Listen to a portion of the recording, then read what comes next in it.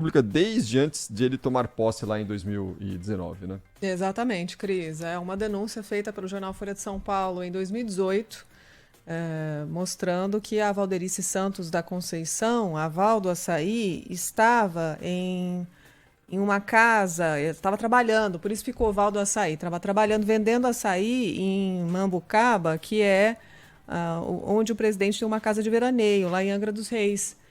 E aí o repórter da Folha de São Paulo foi até lá, viu que ela estava lá e depois disso ela pediu demissão do gabinete do presidente Jair Bolsonaro. E ele, à época, eu lembro muito dessas entrevistas do presidente reclamar bastante que isso era sacanagem com a Val, porque ela era funcionária e estava de férias, trabalhando na lojinha vendendo açaí lá em Angra dos Reis.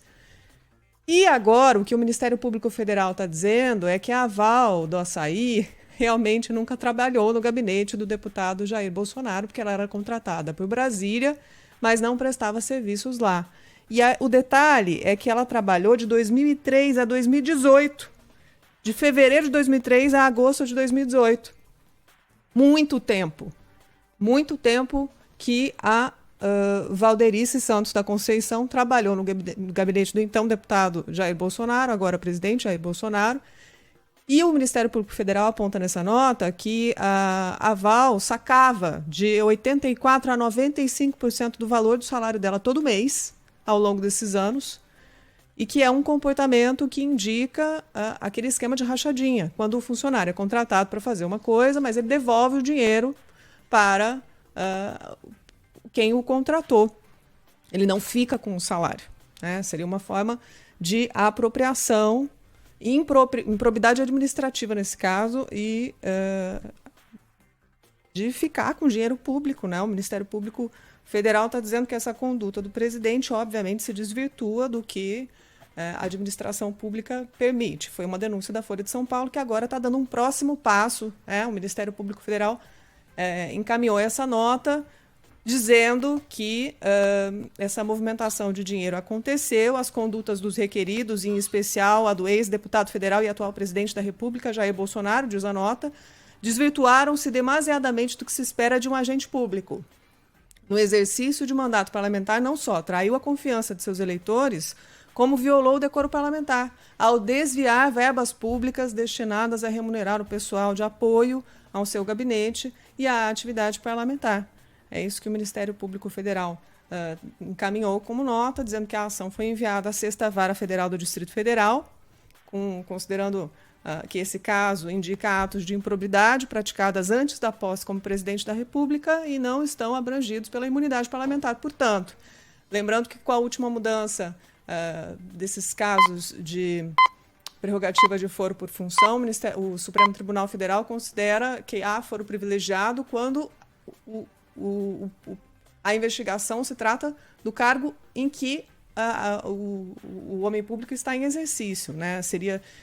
Ele teria imunidade parlamentar se fosse algo que tivesse acontecido durante o exercício da presidência do cargo à frente da presidência da República.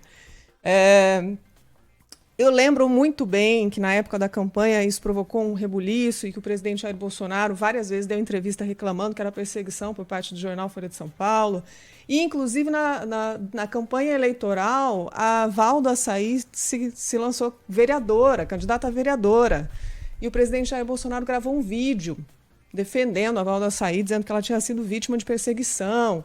Tem todo um contexto desse caso que é muito polêmico, mas o que o Ministério Público Federal está dizendo hoje é que a Val do Açaí era funcionária fantasma do gabinete do então deputado Jair Bolsonaro. É essa a conclusão a que chega o Ministério Público Federal. É uma acusação grave, gravíssima, e que vai seguir sendo investigada pela Justiça, Cris. Mais uma ação para a gente acompanhar. Tem mais é que investigar mesmo, né? Qualquer tipo de irregularidade envolvendo o dinheiro público tem que ser investigado às últimas consequências. Mas tudo isso está na lista de regalias e privilégios no Congresso Nacional. Todos os deputados federais e senadores têm gabinetes nos estados. Eles chamam de gabinetes nos estados. Certa vez eu resolvi pedir lá o jornalista que trabalha no Diário do Poder para verificar a situação dos gabinetes dos senadores, só dos senadores, porque porque o trabalho era muito extenso. Na primeira fase seria dos senadores lá no estado de Alagoas, né? Tava lá, tem figuras muito conhecidas, né? Fernando Collor, o Renan Calheiros, etc. e tal. O que é que a gente descobriu? Bom, na época, eu não sei como é que está isso hoje, mas na época o Collor não tinha o tal não quis montar lá esse gabinete no estado, né? Gabinete na região, no estado do senador. Renan Calheiros, só nesse gabinete tinha 44 funcionários. Levamos o jornalista lá, o nosso repórter, levou uns 3 ou 4 dias para fazer algum tipo de contato, porque o telefone tocava e ninguém atendia, porque simplesmente só existia o endereço, mas as pessoas simplesmente não estavam lá.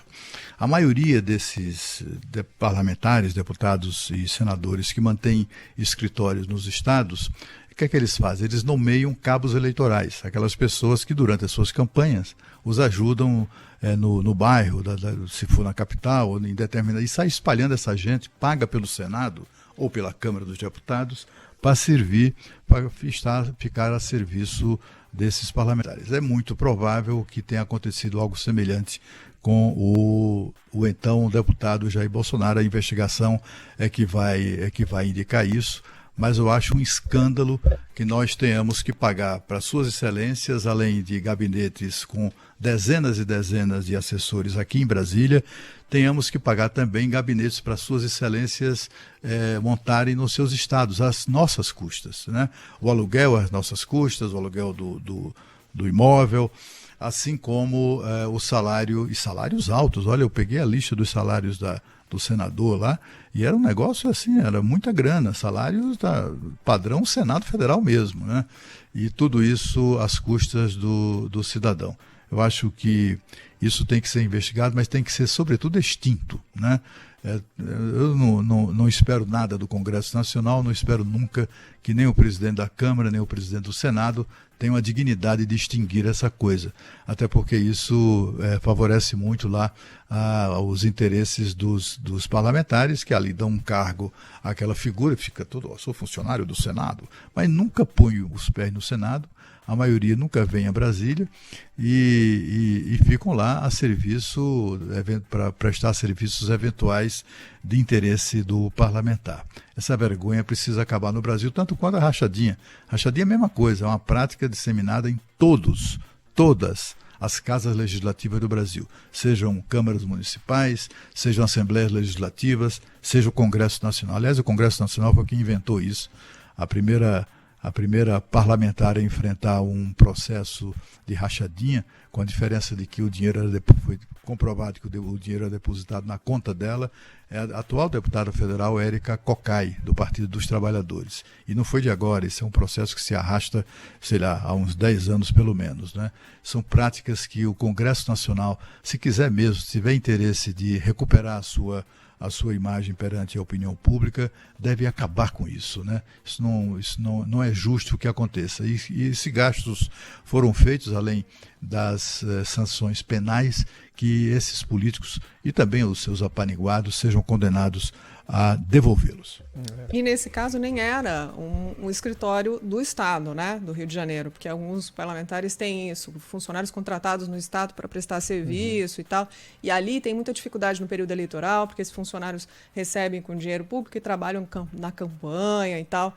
Não era o caso em específico da Valderice. Ela e o companheiro dela, o Edenilson Nogueira Garcia, eram caseiros, segundo a investigação do Ministério Público Federal, nessa casa de veraneio que o ex-deputado e agora presidente da República, Jair Bolsonaro, tem nessa vila.